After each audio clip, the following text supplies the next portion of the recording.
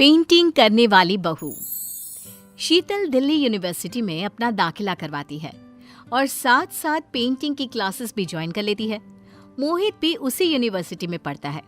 शीतल का मन पढ़ाई से ज्यादा पेंटिंग में लगता है, इसीलिए वो दिन भर पेंटिंग्स ही करती रहती है और अपनी बनाई हुई पेंटिंग अपने दोस्तों को गिफ्ट किया करती है।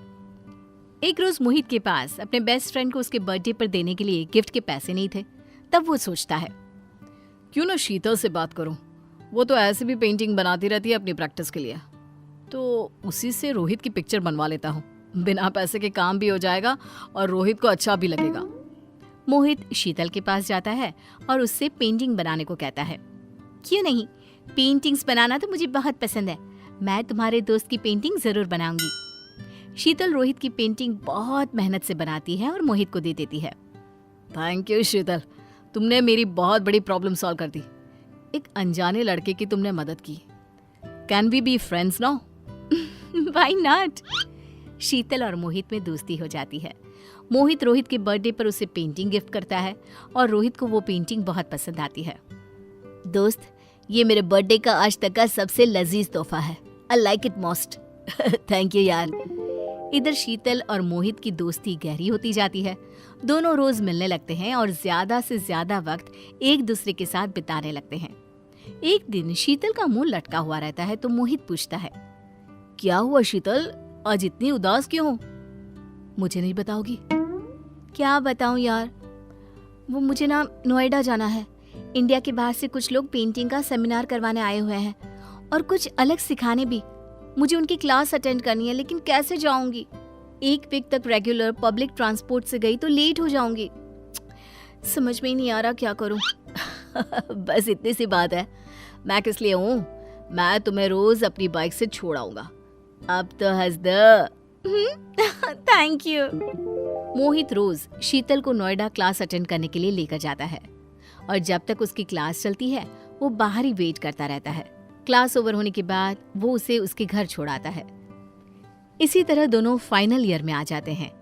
धीरे धीरे दोनों को ये एहसास होने लगता है कि दोनों एक दूसरे के बिना नहीं रह सकते। शीतल, आई लव यू। तुम मुझे बहुत पसंद हो। आई लव यू टू मोहित। दोनों रिलेशनशिप में आ जाते हैं और देखते देखते उनकी पढ़ाई भी पूरी हो जाती है। मोहित को एक अच्छी जॉब मिल जाती है और वो शीतल को शादी के लिए प्रपोज करता है। शीतल, अब हमें शादी कर लेनी चाहिए।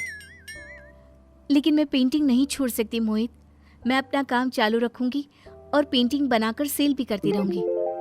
अगर तुम पेंटिंग करती रहोगी तो घर का काम कौन करेगा? घर कौन संभालेगा? देखो, घर के काम तो मुझे ज्यादा आते नहीं, लेकिन जितना आता है मैं कर लूंगी।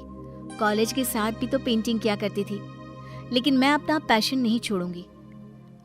हम मेड भी तो रख सकते हैं ना? अच्छा, मेड तो वो घर के काम करेगी और मेरा ख्याल कौन रखेगा? अच्छा जी, अब तक कौन रख रहा था तुम्हारा ख्याल? तुम ही तो। दोनों की शादी हो जाती है और शीतल मोहित से शादी कर धनबाद आ जाती है। कमला शीतल से कहती है, बहू, थोड़ा घर पर भी ध्यान रखा करो। पूरे घर पर कार्डबोर्ड पड़े रहते हैं। कोई घर पर आ जाए तो कितना खराब लगता है। हर जगह कार्डबोर्ड कार्डबोर्ड, और तेरे हाथों में तो जब देखो तब रंग लगा होता है और इसी हाथ से तुम खाना भी बना देती हो। अरे कम से कम हमारी सेहत का तो सोचा होता। जब तुम इस तरह करोगी तो आगे क्या होगा? कल को तुम्हारे बच्चे होंगे। मम्मी जी, अब से मैं ध्यान रखूंगी। बेटा, मैं तेरे भले के लिए ही कहती हूँ। शीतल जब देखो पेंटिंग बनाती रहती है। घर पर ही छोटा सा दुकान खोल लेती है और ऑर्डर्स लेना चालू कर देती है। जगह जगह स्टॉल्स भी लगाती है और धीरे धीरे धनबाद में शीतल की पहचान बन जाती है। लोग उसे जानने लगते हैं।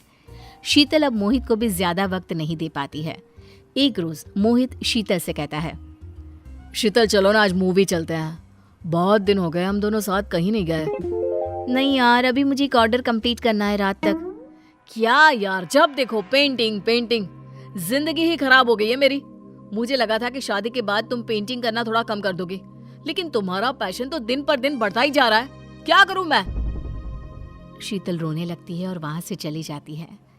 एक बार धनबाद में बहुत बड़ा एग्जीबिशन लगता है और शीतल का एक कस्टमर उससे कहता है, दीदी, आप उस एग्जीबिशन में अपनी पेंटिंग क्यों नहीं बेचती हैं? आपकी पेंटिंग्स का तो कोई जवाब ही नहीं है। देखती हूँ, मेरा जाना तो पॉसिबल नहीं हो पाएगा। शीतल के दिमाग में कस्टमर की बातें घूमने लगती है और वो सोचती है, कल अपनी पेंटिंग वहाँ भिजवाई देती हूँ, क्या पता कुछ अच्छा हो जाए। शीतल अपनी फ्रेंड के जरिए अपनी बेस्ट पेंटिंग एग्जीबिशन में भिजवा देती है। पता नहीं पेंटिंग किसी को पसंद आएगी या नहीं, पता नहीं क्या रिएक्शन होगा सबका। इन्हीं सभी बातों में शीतल खोई रहती है और गलती से कार्डबोर्ड सीढ़ी में रख देती है और विमल गिर जाता है। ये देखकर मोहित और कमला आग बबूला हो जाते हैं। अरे माथा खराब हो गया है इस लड़की का, इस रंगाई पुताई में सबको मार कर छोड़ेगी।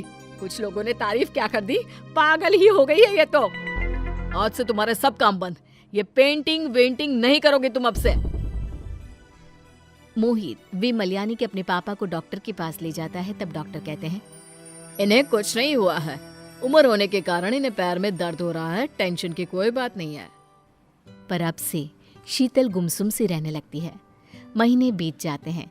फिर एक दिन शीतल को एक कॉल आता है। क्या आप शीतल अग्रवाल बात कर रही हैं? जी हाँ। आपकी पेंटिंग को नेशनल लेवल पर पसंद किया गया है, इसीलिए अगले हफ्ते आपको अवार्ड दिया जाएगा और इनाम के 50 लाख भी। क्या आप सच कह रहे हैं? हाँ बिल्कुल। ये खबर सुनकर शीतल को अपने कानों पर यकीन नहीं होता। अगली सुबह ये खबर अखबारों में आ जाती है।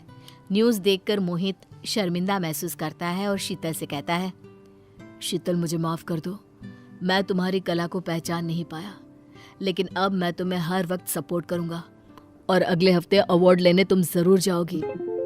कोई बात नहीं मोहित, मैं तुम्हारे हालात समझ सकती हूँ। मोहित शीतल को अवार्ड दिलाने ले जाता है और इनाम के पैसे से शीतल अपना बहुत बड़ा दुकान खोल लेती है। अब मोहित भी शीतल के साथ उसकी दुकान पर बैठा करता है।